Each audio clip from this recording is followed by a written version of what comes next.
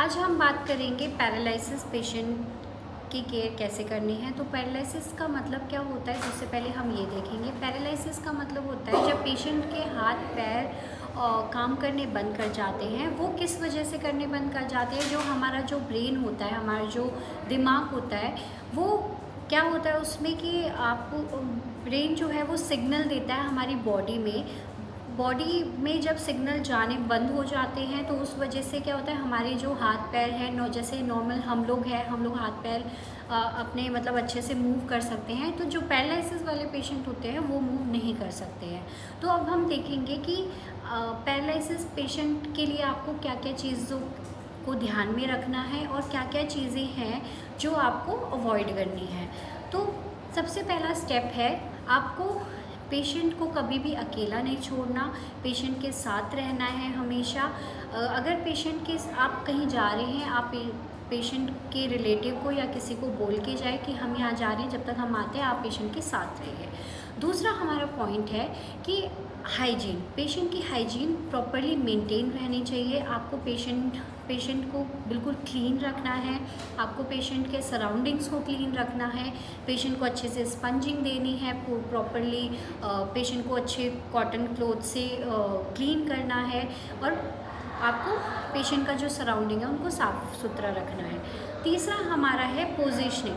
Positioning क्यों important है? Positioning इसलिए इम्पॉर्टेंट है कि अगर पेशेंट एक ही पोजीशन में लेटा रहेगा तो पेशेंट की कमर पे घाव बन जाएंगे, पेशेंट के जॉइंट्स पे घाव बन जाएंगे अगर वो एक ही पोजीशन पे रहेंगे। तो आपको पेशेंट को हर 2 घंटे में पोजीशन दे के रखनी है पिलो के साथ। आप उनको साइड लेटरल दे सकते हैं, आप उनको कुछ टाइम के लिए आप सीधा रख सकते हैं, कुछ टाइम के लिए दूसरी साइड पे आप उनको पोजीशन दे सकते हैं। फिर नेक्स्ट हमारा है कि आपको कुछ डिवाइसेस यूज़ करने हैं। पेशेंट के पास हमेशा वो डिवाइसेस रहने चाहिए, जैसे कि वॉकर हुआ, स्टिक हुई। तो वो पेशेंट के अगर पास रहेंगे तो पेशेंट बहुत जल्दी से उनको रीच आउट कर पाएगा।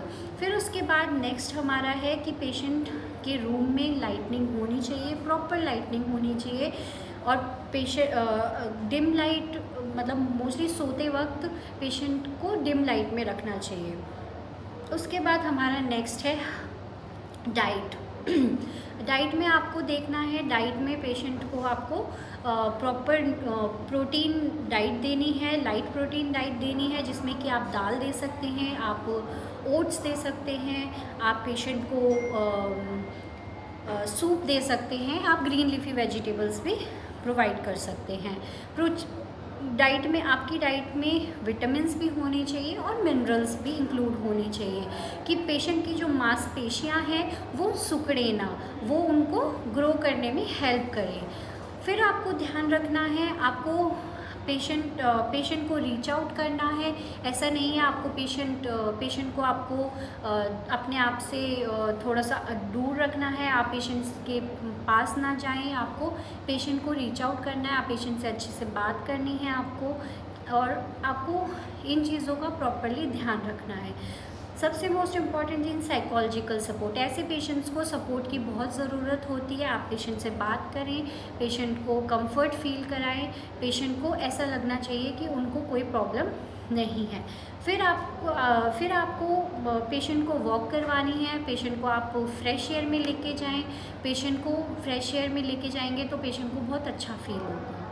तो ये सारी चीज़ें हैं जो आप पेशेंट के लिए कर सकते हैं, और आपको पैरालाइज पेशेंट को केयर देने के टाइम पे आपको इन चीज़ों का ध्यान रखना है। धन्यवाद।